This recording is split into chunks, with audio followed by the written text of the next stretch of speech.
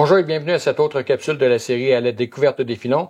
Notre invité aujourd'hui, l'entraîneur-chef des Filons Football, Maxime Dionne. Ça va bien, Maxime? Très bien, toi? Merci. Maxime, il y a longtemps qu'on s'est parlé. Oui. J'ai plusieurs questions pour toi. Tu es prêt? Bien sûr. Contrairement à ce qu'on peut penser, la saison de football est terminée depuis le mois de novembre déjà, mais ça signifie pas nécessairement pour les entraîneurs, pour les joueurs que c'est congé. Non. Il y a eu du travail de fait depuis ce temps-là. Exactement. Même si on regarde les deux plus gros rushs qu'on va avoir d'une année, il y a bien sûr pendant la saison que c'est extrêmement intensif. C'est des matchs à chaque semaine, préparation, on voit pas les semaines passées.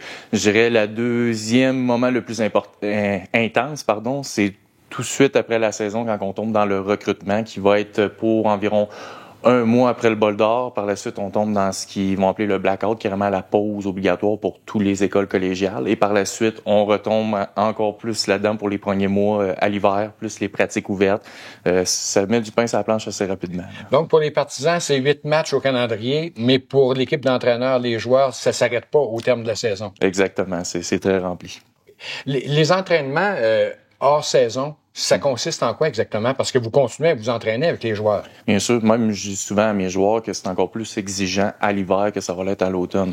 On parle de 4 musculations semaine, plus qu'il va y avoir des extras assez souvent. On rajoute à ça 2 séances d'accélération qui sont faites aussi tôt le matin. Actuellement, les joueurs à 6 heures sont déjà au cégep en train de s'entraîner. On rajoute un entraînement d'équipe à ça, en plus des entraînements qui sont plus spécifiques aux techniques par position. Donc, on parle d'un 8-9 entraînements par semaine pour les joueurs pendant l'off-season.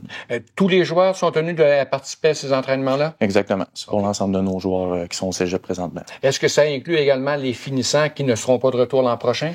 On est toujours prêt à donner du temps pour nos joueurs qui sont finissants. Ils ont représenté le programme, c'est la moindre des choses, qu'on les aide jusqu'à la fin. Donc oui, des finissants qui sont présentement ici au cégep, puis on a même qui ont déjà fait leur engagement avec une équipe universitaire, mais malheureusement, la façon que ça fonctionne à l'université, on ne peut pas s'entraîner, même faire les pratiques avec l'équipe universitaire avant d'être étudiant même à l'université. Donc, ces joueurs-là doivent attendre à l'automne, donc on les occupe. Ils profitent des entraînements ici. C'est ça. Okay. Même s'il n'y a plus de matchs comme tel, est-ce que la motivation demeure quand même présente auprès des joueurs? C'est sûr. On est tous là sachant ce qu'on vise. Je le répète constamment. C'est la même approche que j'avais l'an passé. Un bol d'or, un championnat, peu importe à quoi on aspire, ça se gagne dès l'hiver. C'est pas rendu à l'automne, il est déjà trop tard. Donc, la motivation, c'est sûr et certain, est vue comme plus loin. Je cacherai pas qu'on le voit pendant l'hiver, que c'est demandant, c'est autant mental que physique que je dirais cette portion-là. C'est sûr que par moment, on commence à voir que les joueurs, avec la fin de session qui commence à s'installer, c'est demandant, mais ils s'en sortent très bien jusqu'à présent. Justement, c'est un sport de contact, c'est un sport violent qui entraîne son lot de blessures. L'entre-saison permet justement de soigner ces blessures-là? Oui, c'est sûr, ça permet de régler beaucoup de bobos aussi. Là, on s'entend, il y a beaucoup de joueurs, faut être chanceux, je dirais, passer une saison sans avoir aucune blessure, être capable de jouer à son 100%. Là, c'est le parfait moment pour être capable d'accommoder les joueurs. Je veux dire, c'est autant demandant pour un joueur présentement qui est blessé, qui est chez nous, doit quand même se tenir d'être présent à toute activité qui est faite par l'équipe. Seule chose, c'est qu'on va y aller de façon intelligente pour être capable d'être, on va dire, en cohabitation avec son processus de réhabilitation par rapport aux blessures présentement. Est-ce que c'est l'ensemble des services, que ce soit thérapeutiques, médicaux, psychologiques, académiques, qui demeurent à la disposition des étudiants en dehors de la saison également? Oui, bien sûr. Avec tout ce qu'on demande, là, on énumérait vraiment côté entraînement, toutes ces choses-là. C'est très demandant. Il y a autant de risques de blessures, il y a autant de demandes qui peuvent être faites par rapport à tous les autres services. Donc oui, un joueur chez nous va avoir les mêmes services à l'automne qu'à l'hiver, c'est sûr certain. Évidemment, tout le travail qui se fait l'hiver est en vue de préparer la prochaine saison. Vous organisez donc des camps printaniers également? Oui, c'est ça. Nous, ça va se tenir du 17 au 19 mai, dans un mois déjà.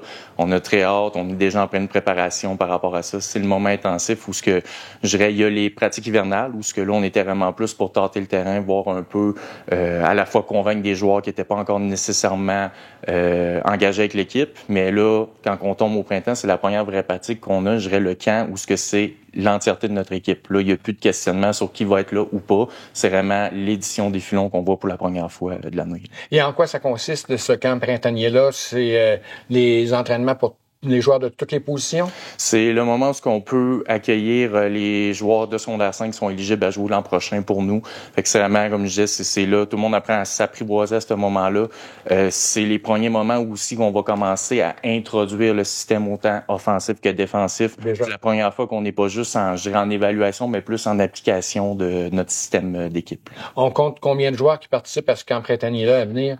Pour le camp, présentement, on s'attend d'être environ 80. Content de tous les joueurs qui vont pointer là avec les recrues aussi, là, donc un nombre qu'on est très content d'accueillir. Évidemment, tu as parlé également d'essais hivernaux. On peut évidemment pas pratiquer à l'extérieur pendant cette saison-là. De quelle façon, justement, on réussit à faire de l'entraînement des camps hivernaux? Pendant les pratiques, ce qui est intéressant, vu que c'est dans une optique aussi de recrutement, bien sûr, il faut être accessible à des joueurs d'un peu partout au Québec. On se promène dans la province. Cette année, on avait eu la chance d'en faire un, entre autres, au stade couvert qui était à Rivière-du-Loup, tout près de la polyvalente là-bas. On a eu une au stade Onco à Charny, dans le coin de Lévis, et également une aussi dans le stade couvert à Sherbrooke. Donc, on se promène vraiment partout pour rendre ça le plus accessible possible du même coup. Bien sûr, lorsque vous aurez votre propre stade couvert, ça va faciliter les choses. Alors, c'est sûr qu'on pourra en profiter de plein de manières. Vous avez travaillé fort depuis la fin de la dernière saison au niveau du recrutement. Est-ce que les résultats sont là? Oui, honnêtement, je suis extrêmement content. Là. Je pense que je peux dire d'une certaine manière, c'est le coaching staff qui est en place à notre premier recrutement qui a été fait par notre équipe de A à Z. Parce que l'an passé, on est arrivé dans l'entrefait, plusieurs joueurs, coach, je dirais, de l'équipe présentement ont même été engagés, passés la zone de recrutement. Donc, j'ai peut-être de quoi une mentalité vraiment qui a été expliquée, mieux transmise. Les jeunes savent à quoi s'attendre, savent c'est quoi qu'ils recherchaient chez nous comme type d'étudiants, d'individus et d'athlètes. Donc, je suis très content du résultat qu'on a jusqu'à présent des joueurs qui sont venus. Quelle position avez-vous surtout cherché à améliorer? Ben, je dirais l'honneur de la guerre, c'est surtout la profondeur par rapport aux lignes. Si on se cachera pas, c'est la réalité de n'importe quelle équipe. Encore plus dans notre cas, je dirais qu'on était, en termes de nombre, déjà assez limité. Donc, il fallait intervenir de ce côté-là, être plus accentué. C'est vraiment là que le gros des efforts ont été mis dès le départ du recrutement pour être capable de garnir un peu plus aux positions de ligne offensive et défensive. Est-ce qu'il y aura des recrues en particulier à surveiller? Il y en a plusieurs, honnêtement, mais c'est vraiment le camp de printemps, je dirais, qui va être capable de plus nous en dire. Vu que présentement, les jeunes étaient laissés un peu, on rendait ça le plus simple possible. On n'était vraiment pas exigeant par rapport, comme je disais, le système, le jeu autant offensif que défensif. C'est là qu'on va commencer à les tester un peu plus parce que c'est beau voir qu'on a des athlètes, mais là, c'est de savoir c'est qui sont des joueurs de football qui sont prêts à compétitionner. Là. Ça donne sans doute déjà le goût de commencer. Je suis prêt n'importe quand.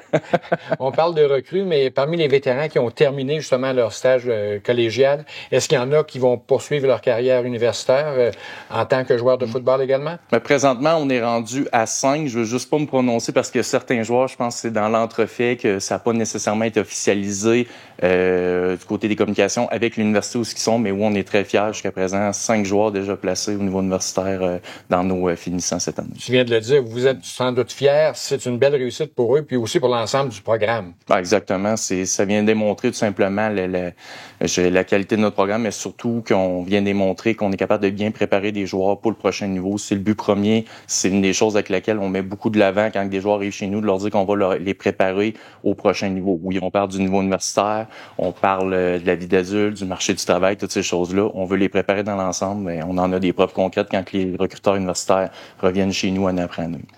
Une fois la session d'études hivernales terminée, ça signifie que l'ensemble des joueurs retournent chez eux.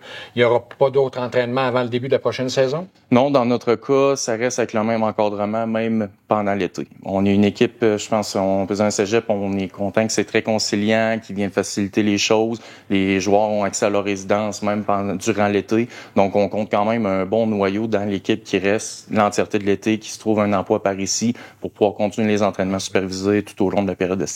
Ça signifie donc qu'il n'y a pas 3 mois de vacances pour les entraîneurs au cours de l'été? Non, loin de là. Parlant d'entraîneurs, est-ce qu'on garde le même personnel pour la prochaine saison? Oui, c'est resté très stable de ce côté-là, qui, tant qu'à moi, est un gage c'est qu'il y a des bonnes nouvelles. Ça veut dire à la base qu'on avait un groupe d'entraîneurs qui s'entendaient bien. On a malheureusement un départ qui est un entraîneur de position qui, côté professionnel, tout ça, on voyait côté temps que ça commençait à être plus difficile. Je sais que c'est quand même de contre-guerre. C'est quelqu'un qu'on aurait aimé garder quand même avec nous dans l'équipe. Mais sinon, pour l'ensemble des entraîneurs, je dirais, à part un ajout qu'on a supplémentaire. On n'a pas de mouvement du côté des entraîneurs chez nous. Oui, Maxime Dionne, ça a été fort intéressant. Ça donne déjà le goût pour la prochaine saison. On va patienter quelques mois, mais on aura le plaisir de se retrouver sur le terrain. Merci beaucoup. Au plaisir.